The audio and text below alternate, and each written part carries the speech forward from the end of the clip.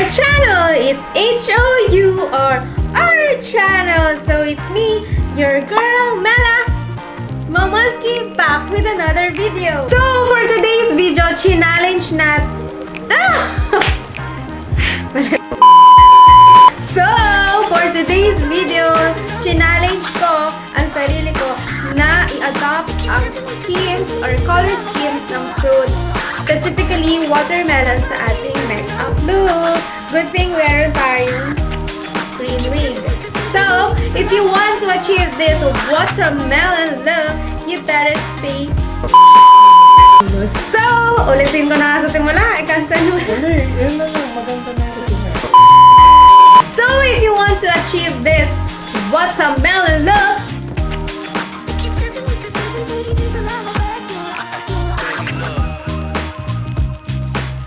you better keep on watching. As a starter, nakapaglagay na tayo ng ating primer, sunscreen, at syempre ng ating foundation. And para mas maging okay yung kilay natin and para ma-achieve natin yung ganong kilay, kailangan nating tanggalin yung products sa kilay natin like foundation or whatever na ilagay natin agad-agad. And then, para ma-achieve natin yon, we'll be needing this Elmer's Glue Washable School Glue. It's a disappearing purple ang pangalan niya. And we'll be using a spoolie. Any spoolie will do. Make sure lang na wala kayo pang napaggagamitan nun or malinis yung spoolie nyo. Since pink ang gagawin natin sa kilay natin, we need to make patong some foundation sa kilay natin. And dahil din medyo dark yung color ng kilay natin, mahirap mag-pop yung pink na gusto natin. Kaya, kailangan nitong glue and foundation. Sira na yung spoolie ko, so tanggalin na lang natin yung pinaka-body. Ako lang din naman yung pinahihirapan niya. So, para lang kayo brow soap. Kaibahan nga lang na, hindi siya soap. Glue.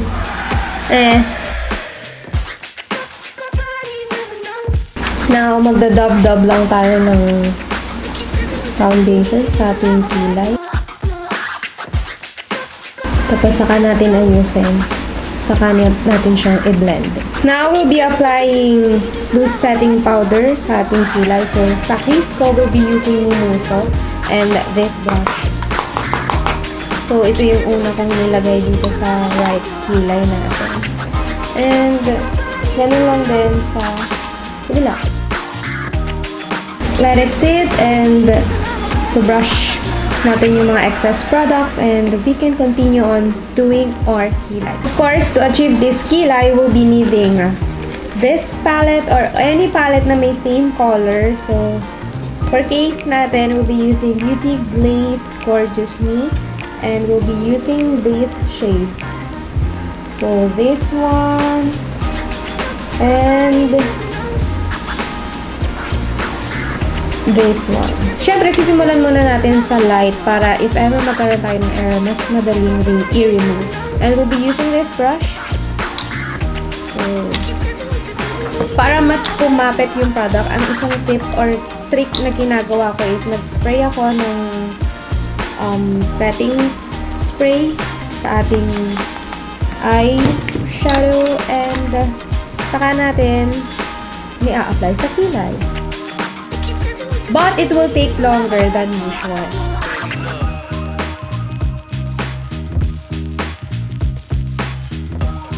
After filling in those brows, we need to clean this mess. So, we'll be using concealer and this brush. So, just cover everything na chismis na you think is a chismis. After putting concealer, we'll need to blend it using this brush.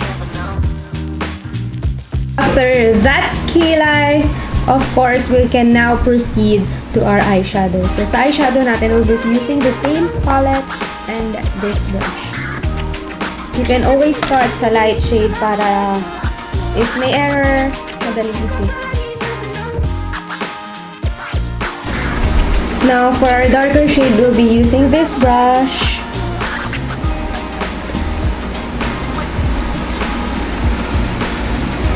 And simula sa labas pa paloob.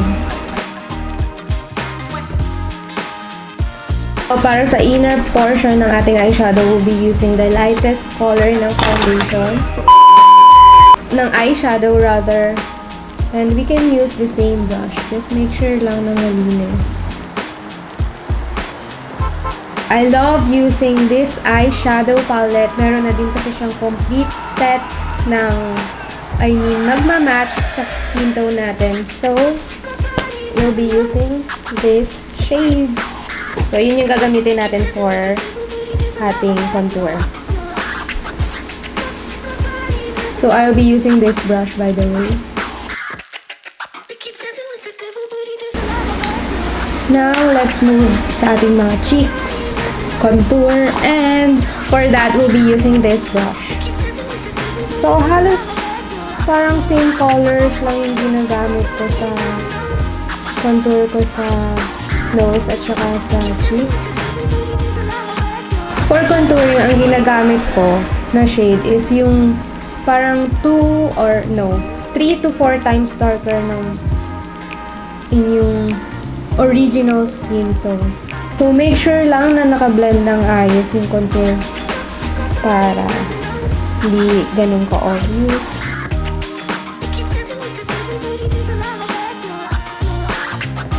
O para maging hapit na hapit, banat na banat, we'll be using either your powder foundation or your loose setting powder.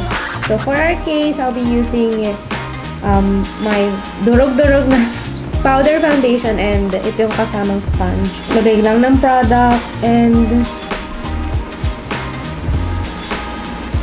lagay mo siya pataas. Angled pataas. Parang naglalagay ka ng eyeliner. Pero, yan, diba? So, ito yung meron ng powder foundation and ito yung wala. Diba? Banat na banat. So, same lang ang gagawin nating procedure para sa kabilang side. Siyempre, nalagyan mo na din ng pambanat dito sa inyong eyes. Lagyan mo na din dito sa iyong cheeks. So, if wala kang loose setting powder, you can use your powdered foundation. Since watermelon ang gagawin natin, silly me, I forgot to put the red color sa ating face. So, of course, sa ating green shade, we'll be using another Beauty Glaze product, pero under color fusion set. And, ayan, so we'll be using this green color.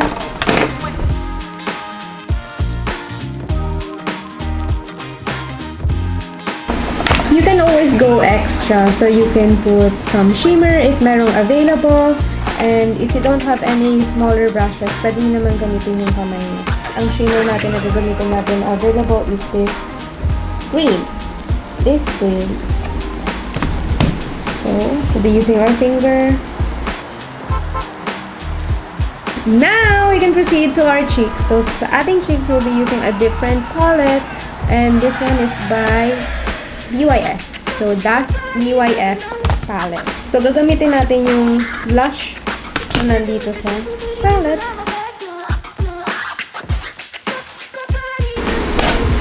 Now, i-remove natin itong mga ginamit nating powder.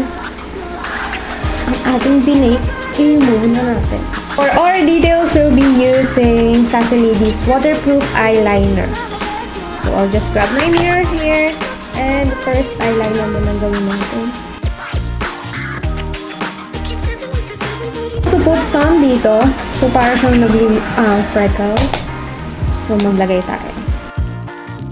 Now, let's move on to our lips. So, for our lips, we'll be using BLK's Tinted Balm under the shade of Watermelon. Then, lagyan lang natin ng ombre effect. So, we'll be using another BLK product. So, ubos na siya. So, it's also under the shade of Watermelon. Pero, siya ay lip and cheek lip.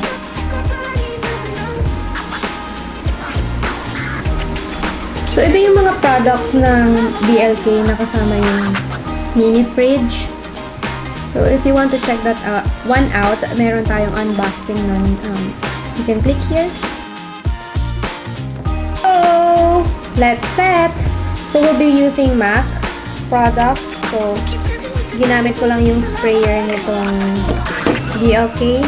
Since may problema. Ewan ko, nung nabili ko yung product ko nitong MAC, okay naman yung pag-spray. Pero nung parang may nababad na something. So, I don't have any option. So, ginamit ko na lang yung sprayer nung bottle ng BLK natin. And instead na ilipat ko pa dun. Long story short, ito na lang yung ginamit ko. So, nakapag-set na tayo and let's put in our wig and I'll show you the final product.